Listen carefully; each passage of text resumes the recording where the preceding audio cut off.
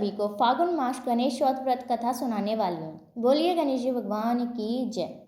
पार्वती बोली, पुत्र, फागुन मास में किस गणेश का पूजन तथा क्या भोजन करना चाहिए? श्री गणेश जी बोले, जगत जननी, इस मास में हैरन गणेश की पूजा तथा खीर और कनमेर का हवन गुलेबांस की गामधाओं से करना चाहिए। सतयुग में एक धर्मात्मा युवनाश्य राजा रहता था। उस राज्य में वेद पाठी धर्मात्मा विष्णु शर्मा नामक एक ब्राह्मण रहता था। उसके 7 पुत्र थे, सभी अलग अलग रहते थे। विष्णु शर्मा कर्म से सातों के यहाँ भोजन करता हुआ वृद्ध अवस्था को प्राप्त हुआ। बहुएं अपने ससुर का अपमान करने लगीं। एक दिन गणेश चौथ का व्रत करने बड़े बहू के घर आया।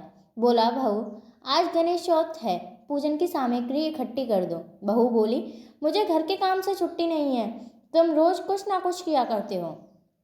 इस तरह अपमान सहन करता हुआ अंत में सबसे छोटी बहू के घर गया और पूजन सामग्री का प्रश्न किया। बहू ने कहा, दादा, आप दुख मत करो, मैं अभी पूजन सामग्री लाती हूँ। वह भिक्षा करके सामग्री ले आई, स्वयं अपने ससुर के लिए सामान एकत्रित किया और दोनों ने विघ्ननाशक श्री गणेश जी की पूजा की।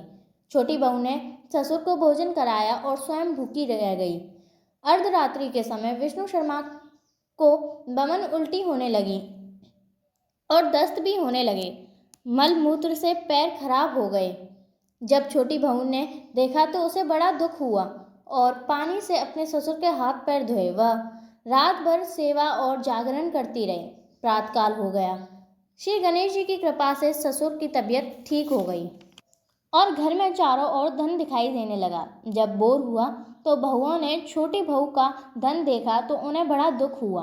फिर सबने गणेश व्रत करके धन प्राप्त किया।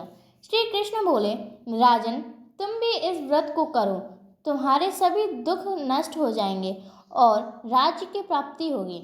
श्री युधिष्ठिर जी ने गणेश चौथ व्रत कर अपना राज्य प्राप्त किया और इस लोक में सुख भोग कर स्वर्ग को प्राप्त किया। बोलो गणेश जी महाराज की जय। बोलो रिद्धि सिद्धि माता की जय।